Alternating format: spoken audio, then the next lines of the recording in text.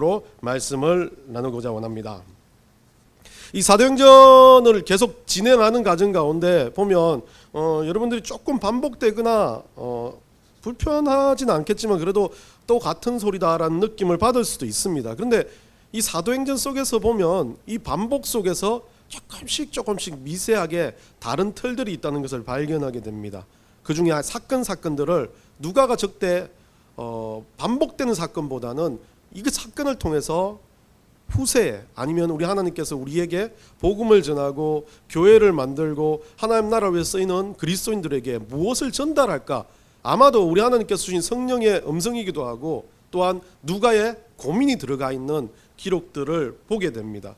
그 중에 오늘 기록은 이 에베소에서 이제 사도 바울이 복음을 전하면서 다시 한번 올라가서 에베소로 다시 들어가 복음을 전하는 장면에서 시작되는 장면입니다. 물론 1절부터 7절까지는 이 바울이 에베소로 갔던 지역 이야기를 하며 거기에서 유대인들과 함께 복음이 전달되는 과정이 일어났고 이제 에베소에서 머물며 바울이 해당으로 들어가 거기에서 이제 본격적으로 복음에 대해서 전하는 장면을 오늘 여러분과 함께 나누고자 합니다. 이 장면에서 좀 중요하게 생각한 건 저는 이 너는 누구냐라는 이 악기의 질문입니다. 이 질문은 정체성에 대한 이야기를 하고 있습니다.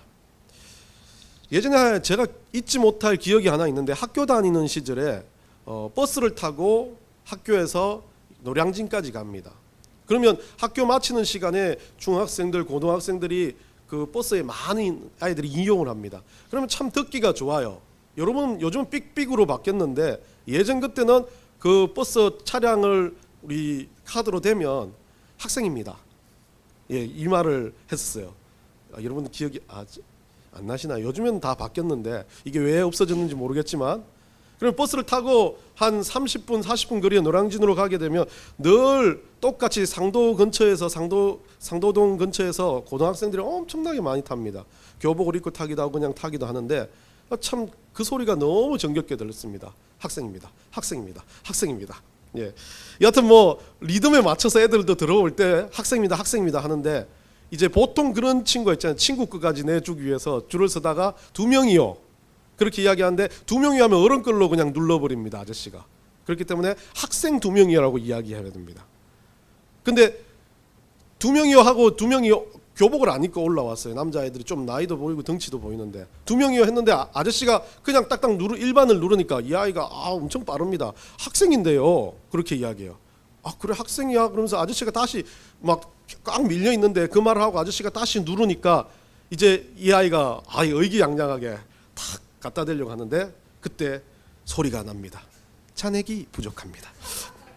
참 제가 왜 이걸 기억하냐면 그 시절에 제가 뭐 신학교 다니면서 존재에 대한 가치 나는 누구인가 그 있지 않습니까? 가오 철학을 해야 되고 신학을 해야 되는 아이가 뭔가 존재에 대한 생각을 가지고 버스를 타면서 창밖을 내다보고 교복을 입은 학생들을 보면서 저 아이들은 학생이야.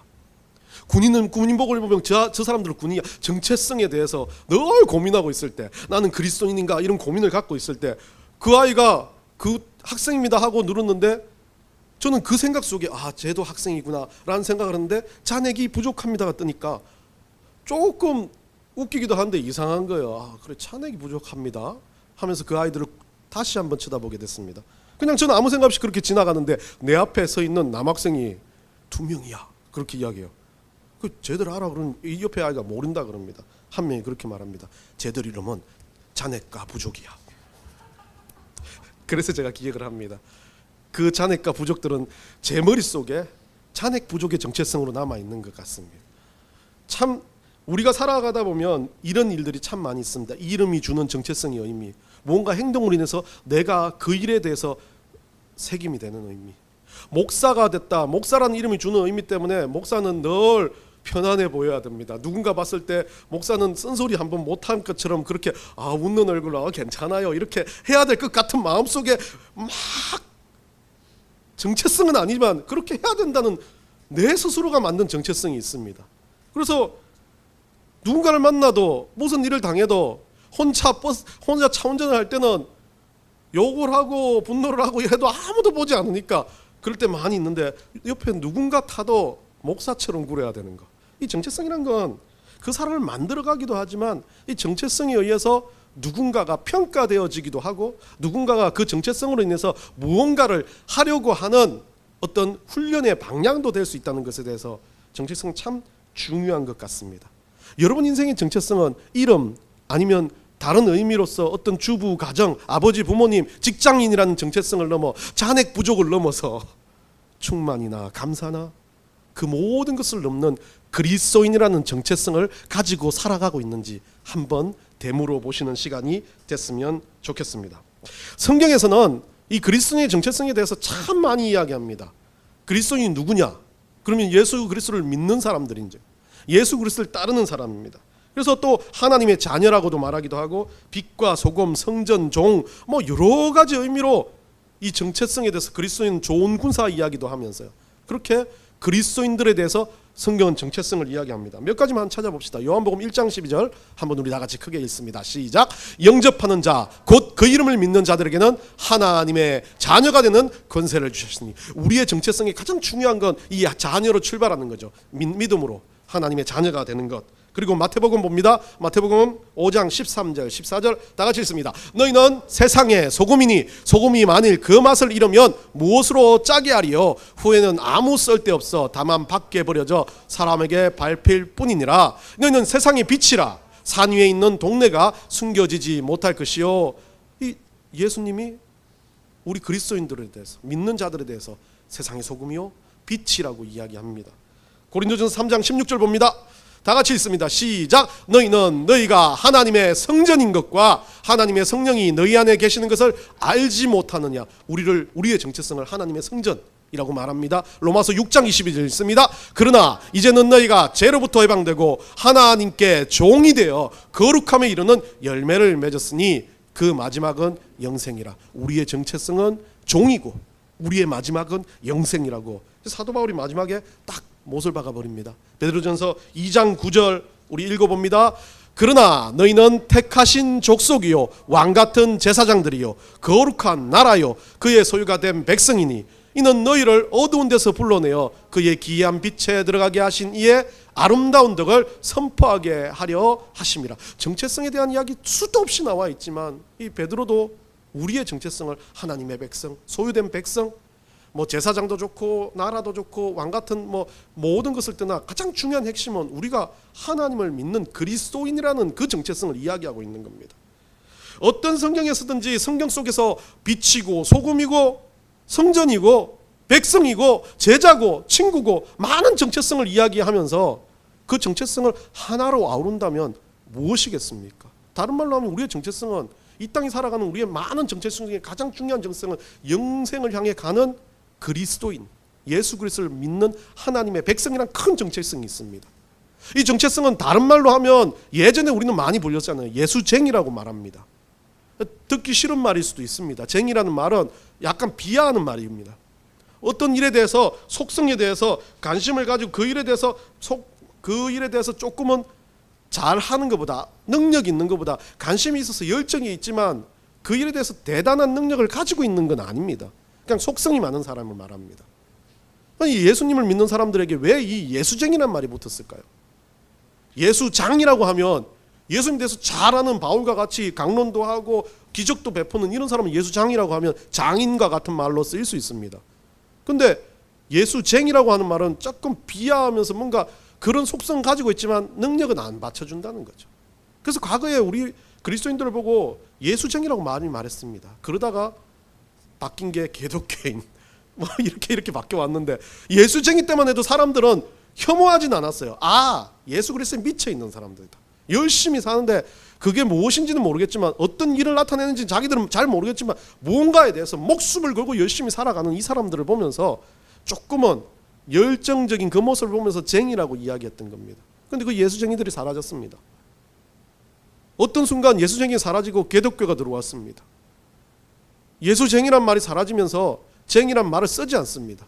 요즘엔 자주 쓰는 건요, 사람들이 워낙 사기꾼들이 많아지니까 예수꾼들이 나왔어요. 이 제가 만든 단어입니다. 뭐 디지털 노마드, 뭐 그리스도인, 뭐 그렇게 말하면서 요즘에는 뭐 이 뛰어다닌다 해서 이렇게 뭐 양 같은 그리스도인데, 양이 예전에는 순한 양들이었는데 요즘에는 사냥이다 해가지고 이 교회에 점프한다라는 사냥인도 있다 그러는데, 요즘은 달라진 게 예수꾼이 많아져 버렸어요. 예수 그리스도가 어떤 목적이 된 게 아니라, 예수 그리스도인으로 예수쟁이로 사는 게 아니라, 예수 믿는 게 내 삶에 있어서 하나의 방법론이라는 거예요. 예수 믿어서 사기도 칠 수 있고, 예수 믿어서 누군가 잘못할 수 있고, 예수 믿어가지고 남들한테 보여주는 방식들이 다 다른 거예요. 근데 그거를 가지고 뭐라 그럽니까? 중심에 예수 그리스도가 없으니까 꾼이 되어버린 겁니다. 잘 알아요. 예배도 잘 들어요. 찬양도 하면 막 기똥차게 부릅니다. 그런데 성경도 잘 알아요. 예수 믿는 집안이 잘 살았고, 집도 잘 살고 편하고 엄청나게 괜찮은 삶을 삽니다. 그런데 그 사람들이 뭐랍니까? 그 안에 예수 그리스도가 없습니다. 예수 그리스도 닮아가는 게 없습니다. 꾼이 되어버린 거예요. 장사꾼처럼 그 가운데서 나를 위해서 뭔가를 남길까 생각하는 게 예수꾼입니다. 예배를 드렸으니까 당연히 나에게 남는 게 있어야 돼요. 자기는 은혜가 없는데 왜 예배를 드리면 은혜가 안 된다고 이야기해요. 이런 말은 좀 제가 하기 싫은 말인데, 목사님이 저 보면 유튜브를 보니까 많은 사람들이 우리 목사님이 설교를 못해서 은혜가 없다는 말들이 좀 막 나오면서 그거에 대한 답변을 하는 목사님이 이렇게 말합니다. 그 목사님의 답변이 진언이에요. 그래, 그걸 보면서 또 목사님도 그렇지만 그 설교를 듣는 백성들, 그 사람들도 이 보면 은혜를 갈구하는 사람은 그냥 말씀만 봐도 은혜가 들어오게 되어 있는데, 이게 제가 방임하는 건 아니에요, 제 임무에 대해서.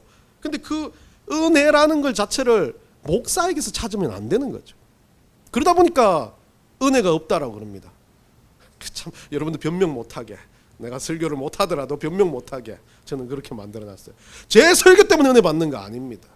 저는 은혜를 끼치기 위해서 여러분들한테 노력을 하고 말씀을 잘 풀어서 여러분한테 설명하기 위해서 노력하는 거지, 제 설교 때문에 은혜를 받는다 그러면 저기 가면 유튜브에 얼마나 좋은 목사님들 많습니까? 제가 봐도 늘 틀어만 봐도 막 1분짜리 짤로 나오는 목사님들 얼마나 괜찮은 목사님 설교들 많고 말이 많습니까? 그거 들으시면 됩니다. 그런데 중요한 건 모이고 예배를 드리고 공동체 안에 들어온 건 여러분들이 그 안에서 배워가고 스스로가 그 안에서 은혜를 찾기 위한 여러분 스스로의 노력이라는 겁니다. 제가 그 노력을 위해서 여러분과 같이 함께 노력하는 거고, 함께 그리스도인으로 이 넥스 교회를 지켜가는 것, 하나님 나라를, 그래서 우리를 말하고 모든 사람을 택하신 족속이라 말하며 제사장이라고도 말합니다. 저만 제사장이라고 이야기하는 거, 목사님도 잘못된 분들 많은데 제사장 직분이라고 말합니다. 자기는 종의 권능을 받았다. 그런데 성경을 보면 그리스도인 모두가 제사장이에요. 그리스도인 모두가 왕 같은 제사장이에요. 그리스도인 모두가 종이라는 거예요. 그게 정체성입니다. 저도 종이고 여러분도 종이에요. 같이 은혜를 사모하고 쫓고, 제가 하나는 방법이 하나 있다면 저는 성경을 연구해서 여러분들한테 일주일 동안 또 그 성경을 붙잡고 성경을 좀 제대로, 늘 말하는 것처럼 성경을 읽게끔 또 성경대로 살기 위해끔 같이 나누는 거죠. 여하튼 없는 내용이 제가 이런 이야기만 나오면 말이 많아지는데, 여하튼 그 쟁이라는 말이 사라지면서 이 쟁이가 되어가야 될 우리들에게 오늘 이 본문은 좀 중요한 것 같습니다. 우리의 정체성을 다시 한번 바라볼 수 있는 시간이 되기를 원합니다. 오늘 19장 1절 7절까지는 방금 설명한 것처럼, 초전에 설명한 것처럼 이 사도 바울이 에베소에서 전도를 시작하면서 이 사람들이 좀 무지합니다. 똑똑한 유대인들이 성경을 많이 알았지만 예수 그리스도에 대해 들었지만 그래도 요한의 세례만을 믿고 있는 겁니다.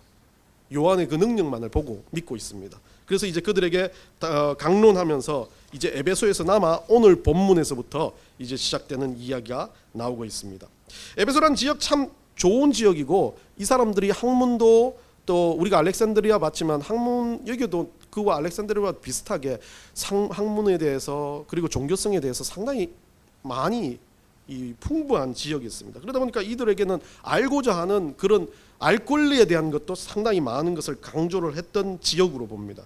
거기서 석 달 동안, 이 8절입니다. 바울이 해당에 들어가 가지고 석 달 동안 이제 뭐라고 말하느냐, 다른 복음 이런 것보다는 하나님 나라에 대해서 이야기합니다. 천국에 대해서 이야기합니다. 영생에 대해서 이야기합니다. 물론 복음의 결정판은 영생이지만 과거 구약의 사람들은 구원에 대한 이야기를 이 하나님께서 주시는 구원, 그러니까 우리 하나님 야훼 여호와 하나님 성부 하나님의 구원만 이야기한 거죠.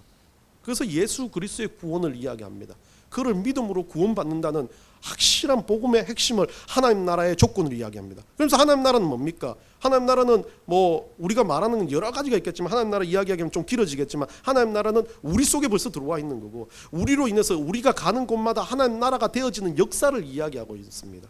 어떤 신학자, 한국의 신학자이기도 하죠, 미국의 신학자이기도 한 많은 신학자들이 하나님 나라를 다른 표현으로 해석했을 때 우리 가운데 있던 어떤 악기, 귀신이 쫓겨나가는 자리도 하나님 나라가 된다 그런 거죠. 근데 그 사람의 그 말에 가장 중요한 핵심은 하나님 나라가 되는 건 그 쫓겨나간 자리, 무언가가 쓸려나간 그 자리에 뭐가 채워져야 돼요? 은혜와 믿음이 채워지면 하나님 나라가 되는 겁니다. 여러분도 하나님 나라에 와 있는 거예요.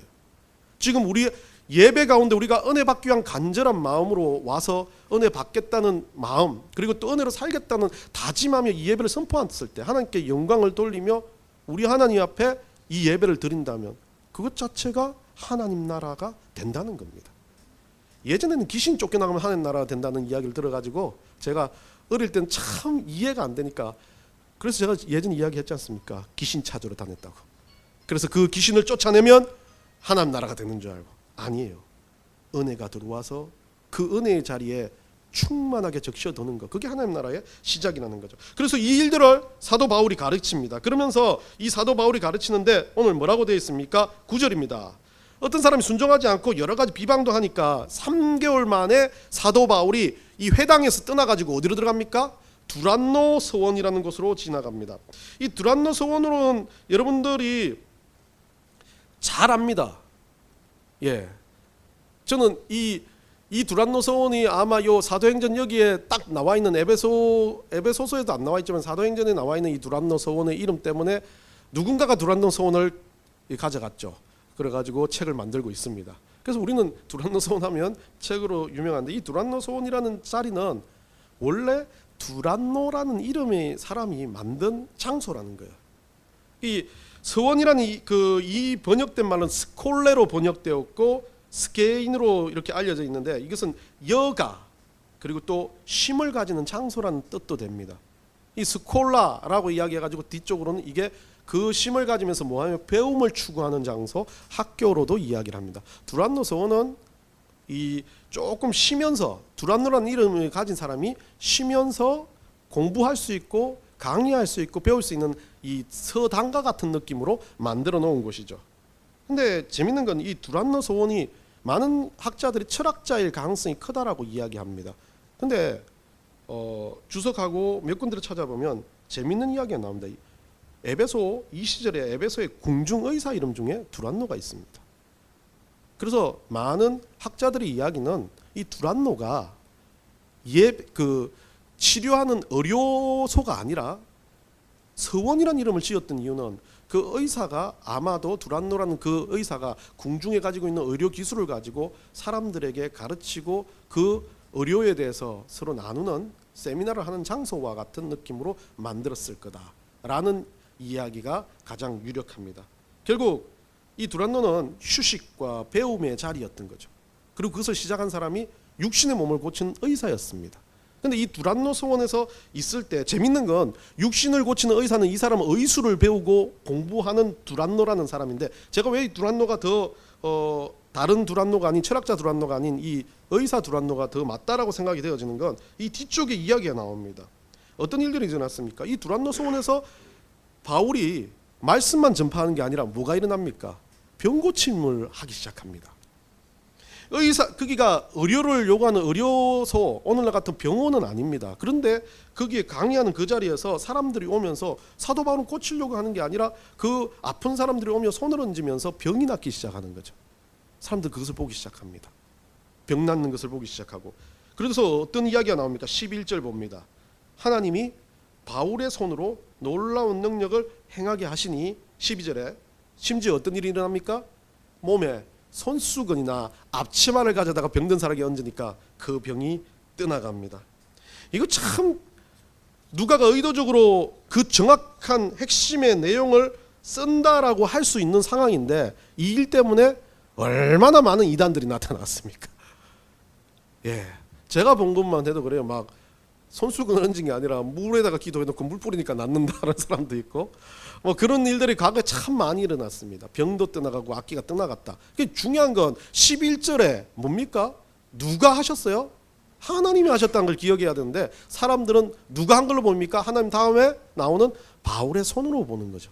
그러니까 보니까 문제가 생겨나기 시작합니다. 어디 가나 마찬가지죠.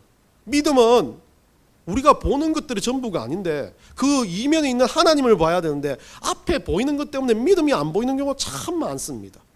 여러분도 마찬가지지 않습니까? 지금 내 일 때문에, 내가 고민스러움 때문에, 내가 보이는 이 문제 때문에 문제 뒤에 계신 하나님을 못 봐요. 그 문제를 해결하실 분이 뒤에 서 있는데도 문제에 쌓여가지고 그 문제에만 집중하고 있습니다. 좋은 거 있어요?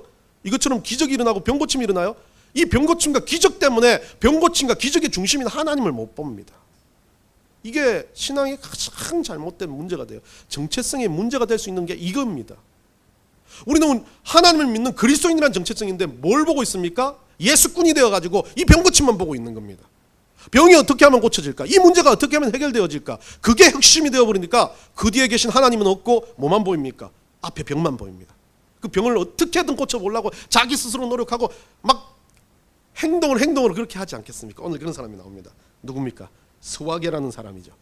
이 스와게라는 사람은 제사장이라고 적혀 있는데 이 제사장은 아니었던 것 같아요. 제사장 가문에, 제사장이 대놓고 그렇게 하면 얼마나 그렇겠습니까? 약간 제사장 가문의 한 사람이었을 것 같아요. 근데 너무 보면, 내용을 보면 완전 무당의 행동을 그대로 하는데 누구까지요? 자녀까지 데리고 와가지고 그런 행동을 하고 있습니다. 결국 이건 어찌 보면 누가가 보여주고자 하는 정말 대표적인 이야기입니다. 그 시절에 많은 삶의 문제들을 가지고도 이런 사람이 많았을 겁니다. 먹고 사는 문제, 살아가는 문제, 권력의 문제, 삶의 어떤 방향의 문제를 가지고 사람들은 대부분 다 눈에 보이는 가시적인 것만 추구하고 있다는 것을 누가는 지금 이야기해주고 있습니다. 그 뒤에 계신 누구, 그것들을 이끄시고 만드시고 그것들을 변화시키시는 우리 하나님에 대해서는 못 보고 눈앞에 있는 그것들만 보고 있는 이 사람들에 대해서 스와게를 대표적으로 데리고 온 겁니다. 이 스와게는 제사장 가문이었을 건데 권력도 있고 삶도 괜찮은 사람인데 왜 그런 행동을 하고 있습니까? 자식까지 그대로 다니면서. 그건 귀신을 쫓는 능력에 대한 관심이죠. 이 사람은 물질이나 사람들한테 어떤 평판도 중요하게 생각했지만 중요한 건 자기 손에서 나가는 능력, 바울의 손에서 나왔던 그 능력에 대한 가시적인 쾌감을 가진 겁니다.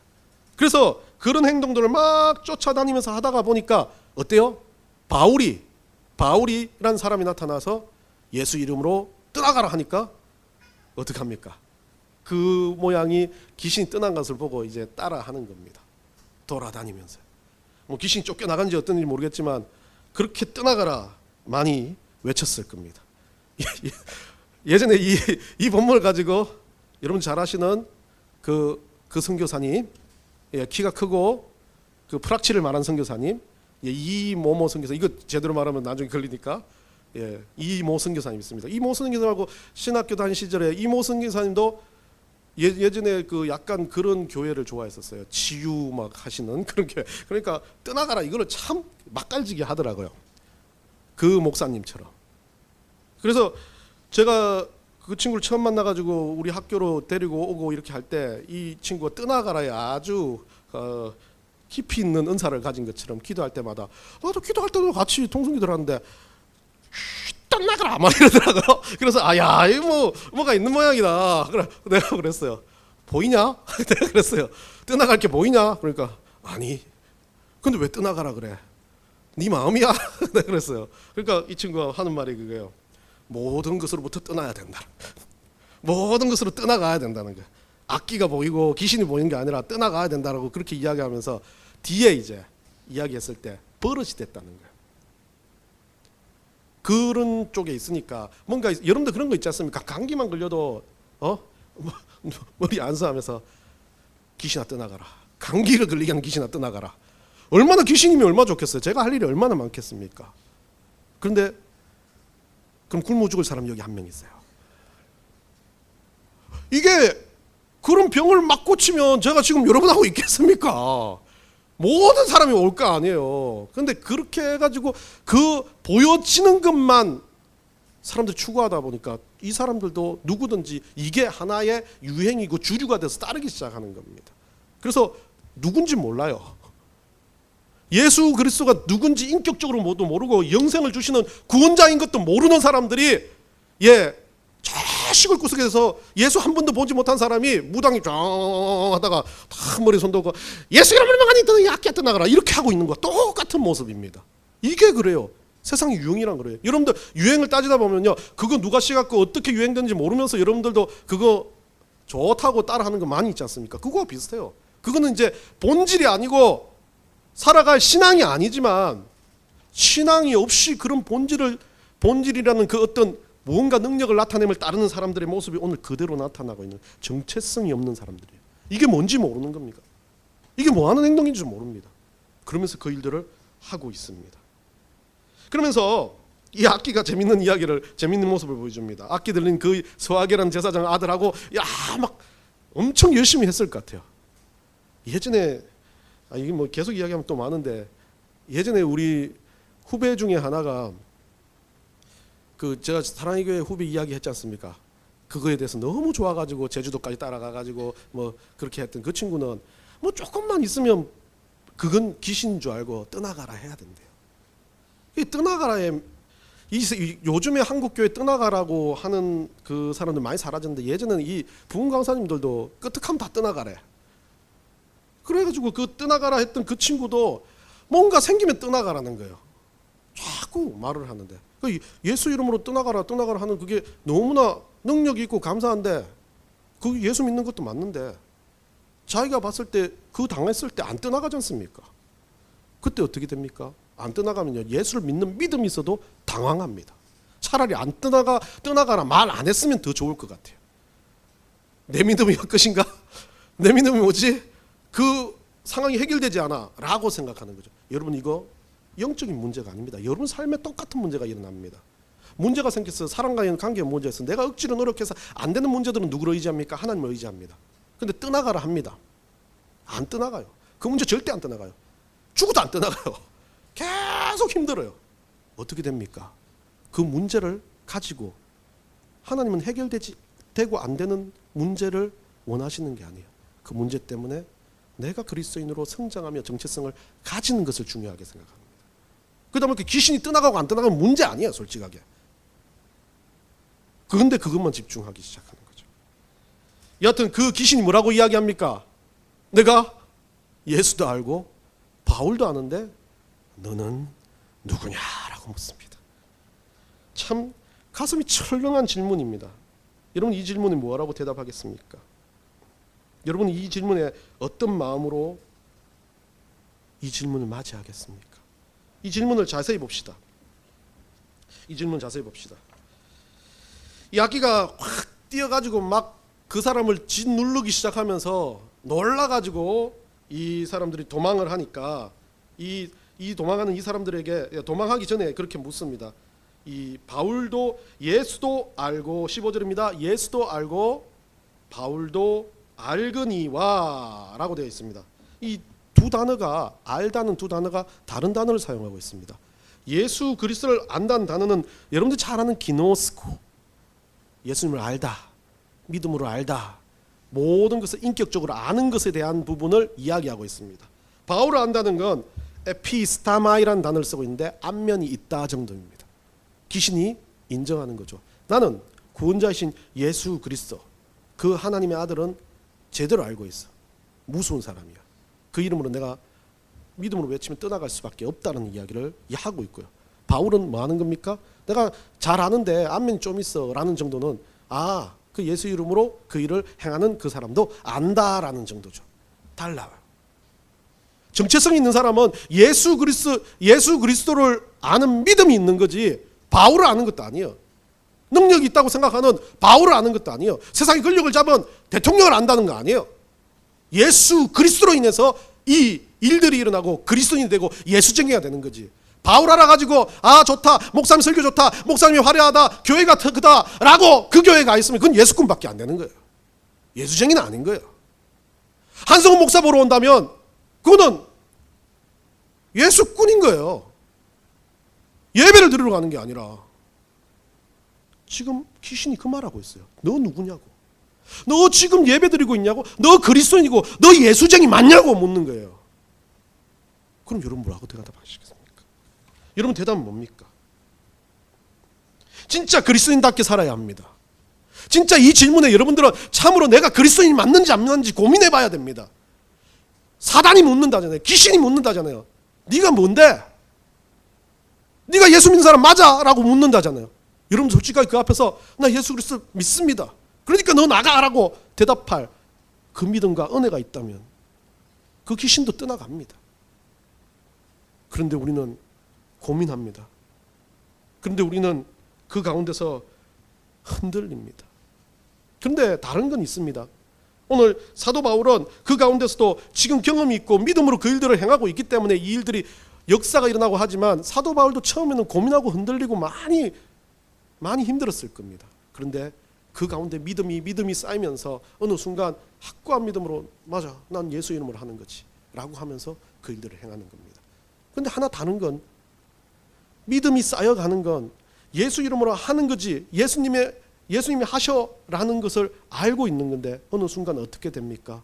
믿음이 좋은 사람도 능력이 있었던 사람들도 그것이 예수 그리스도가 없어지는 건 순식간이라는 겁니다. 내가 하고 있고 내가 움직이고 있고 내가 무언가를 진행하고 있다고 생각한다면 그것은 정체성으로부터 벗어난 겁니다. 그리스도인 정체성은요, 이 질문 앞에서 내가 아니라 예수님이라고 이야기하는 겁니다. 예수님을 닮아가는 거라고 이야기합니다. 나는 못합니다. 나는 그래 아주 초라한 존재밖에 안 돼요. 쟁이라고 불러도 돼요. 난 그렇게 예수님을 닮은 사람이 아니기 때문에. 그런데 닮아가려고 지금도 안간힘을 쓰고 악을 쓰고 있습니다. 그게 예수쟁이의 말입니다. 예수꾼은 어떻습니까? 나 예수님 잘 알아. 그러니까 성경이 이거 보고 뭐가 없고 야 이거 따지지 마. 성경 이런 거야 라고 뭐 대단하게 이야기해 줍니다. 맞는 것 같습니다. 그런데 이단입니다. 예수꾼들은 그렇게 다가오는 겁니다. 20절에서요. 이 결과가 어떻게 일어납니까? 그들 가운데서 이들이 예수님이 그 일들을 했다라는 이야기가 퍼져나가면서 사람들의 능력이 나타나고 사람들이 막 많은 예수 그리스도를 믿는 사람들이 나타납니다. 그러면서 그 일들로 인해서 많은 사람들이 행동으로 보여줍니다. 예수 그리스도를 믿는 행동으로 얼마나 대단한지 서화계나 우리보다 더 대단한 게 자기가 가지고 있었던 지금까지 자기가 신봉해왔던 것 예수님 없이 믿음 없이 자기가 가지고 있었던 자기 힘과 의지 그것의 대표적인 게 뭡니까? 마술 서적들, 신앙 서적들, 다른 우리가 살아왔던 삶의 패턴들, 우리가 가졌던 과거의 모습들, 우리가 가지고 있던 권력의 힘들, 내 생각으로 만들었던 것들을 어떻게 합니까? 불태워버립니다. 그것이 책을 불태우는 모습으로 나타난 거죠. 야고보서 2장 22절 한번 봅시다. 야고보서 2장 22절 우리 다 같이 한번 읽어봅시다. 다 같이 읽습니다. 시작. 내가 보거니와 믿음이 그의 행함과 함께 일하고 행함으로 믿음이 온전하게 되었느니라. 믿음 자체는요 누가 어떻게 해서 하는 게 아니라 그 믿음으로 인해서 결단이 일어나고 행동이 일어났을 때 그게 진짜 믿음으로 보여진다는 거죠. 마지막입니다. 20절에 보면 이와 같이 주의 말씀이 힘입어 흥황하여 세력을 얻더라. 세력을 얻었다는 이 말 자체는 중요한 겁니다. 이제 정체성을 가진 백성들이 일어나면서 그들로 인해서 하나님 나라가 퍼져나가기 시작하는 거죠. 세력이 넘쳐나기 시작합니다. 이 세력이 넘쳐난다는 이 단어 자체에 세력을 얻다라는 단어는 16절에 나와 있는 악기가 뛰어눌러 그들에게 이 눌렀다, 뛰어눌렀다라는 단어요. 이 스키오라는 이 단어가 똑같은 단어입니다. 하나님 나라의 세력이 확장되었다는 말이 악기가 그 정체성 없는 서화계와 그 아들들을 눌렀다라는 말과 똑같은 말이죠. 이 말을 쓴 이유가 뭐겠습니까? 부흥의 역사, 세력의 역사는 하나님께서 하시는데 세상이 가지고 있는 능력과 악기, 귀신의 능력으로 누구를 눌렀습니까? 정체성 없는 백성들을 눌러버렸어요. 그 백성들이 하나님 없이 그 믿음을 하려고 하니까 보여주려고 하니까 됩니까? 안 됩니다. 근데 그 눌렀던 그 악기를 누가 누르는 겁니까? 우리 예수 그리스도가 누르는 거죠. 하나님 나라 역사는 이겁니다. 우리는 직통이 있지 않습니까? 이 중간에 갈 필요 없어요. 하나님께서 이 일들을 하신다는 것을 기억하면서 우리가 살아가기를 원합니다. 예수님께서 우리에게 그리스도인이라고 명하여 주신 정체성, 예수쟁이라고 명하여 주신 정체성은 우리가 예수님을 닮아가며 예수님 안에서 우리가 살아가는 모든 삶의 중심이 예수님이라는 것을 인정하며 사는 인생들입니다. 그렇다면 이런 삶은 그 인정함으로 인해서 뭐가 일어나야 된다는 겁니까? 이들과 같이 책을 태우고 삶에서 자기의 찌꺼기들이 다 없어지는 출발점이 되어야 된다는 거죠. 예배는 그겁니다. 실수할 수도 있습니다. 믿음이 나약해질 수도 있습니다. 그러나 예배에 나와서 다시 한번 결단하는 거죠. 다시 한번 태우겠다고, 다시 한번 행동하겠다고, 다시 한번 주님을 위해 살겠다고. 이게 예배의 주 목적입니다. 그래서 우리는 이렇게 살아야 됩니다. 한 주간에 우리 삶이 미운 사람이 있었다, 힘든 일이 있었다. 저번 주 거예요. 이제부터는 다시 시작하는 겁니다. 다시 열심을 내고 다시 정말 복음 안에서 재무장되어서 예수쟁이답게 사는 것, 그게 그리스도인이라는 것을 기억하시고 한 주를 살아들으시기를 간절히 축원합니다.